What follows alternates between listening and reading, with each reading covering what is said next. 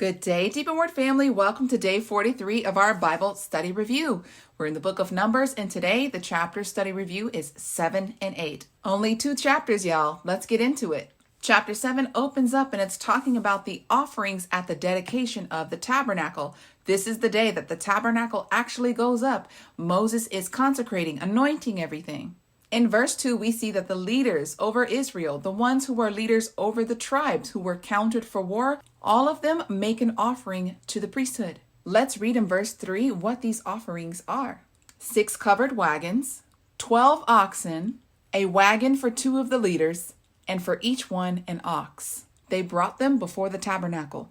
Verses 4 and 5. And Yahuah spoke to Moses, saying, Accept these things from them, that they may be used in the service of the tent of meeting. Give them to the Levites, to each man according to his service. So Moses obeyed the command of Yahuah Elohim, and he gave these gifts to the sons of Levi. To the sons of Gershon he gave 2 wagons and 4 oxen. Now, we just read yesterday what they were responsible for. Remember, they were responsible for carrying the tent that covers the tabernacle and all of the curtains with the outer court.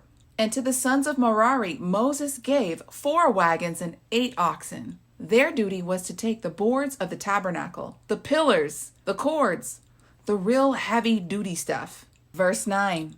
But to the sons of Kohath he gave none, because the service of the sanctuary belonging to them was to be carried upon their shoulders.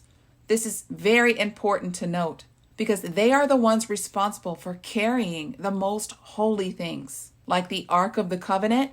That is not to be placed on a wagon. That is for them to carry by hand. We will see later on in the text when we're reading about King David how important this is. Verse 10, let's read. The leaders brought their dedication offerings when the altar was anointed and offered their offerings before the altar. Then Yahuah said to Moshe, They will offer their offering, each leader on his day, for the dedication of the altar. So for 12 days, each leader from each of the 12 tribes comes to bring their offering in the midst of the tabernacle and the altar being anointed. See, this is done in the wilderness with the tabernacle, but we will see later on that King Solomon does something very similar. Everyone, all of Israel, all brings an offering to dedicate the temple. We will see this play out again later on. So 12 days passes and everyone, all of the tribes, bring their offering. Then it says that Moses goes into the tent of meeting and he hears a voice coming from the Ark of the Covenant. Again, the Ark of the Covenant, where the mercy seat is, where the 2 cherubim are, that represents the presence of the Father dwelling among them. So Moses heard the voice of the Father on this day of dedication. You cannot please the Father without sacrifice. Chapter 8 opens up and we see that Aaron lights the menorah within the tabernacle. Then we see that the rest of the Levites are consecrated and set apart for the services of the tent of meeting. Aaron and his sons have already been consecrated, but the rest of the Levites have not. Verses 14 through 16, let's read. Thus you will separate the Levites from among the children of Israel, and the Levites will be mine.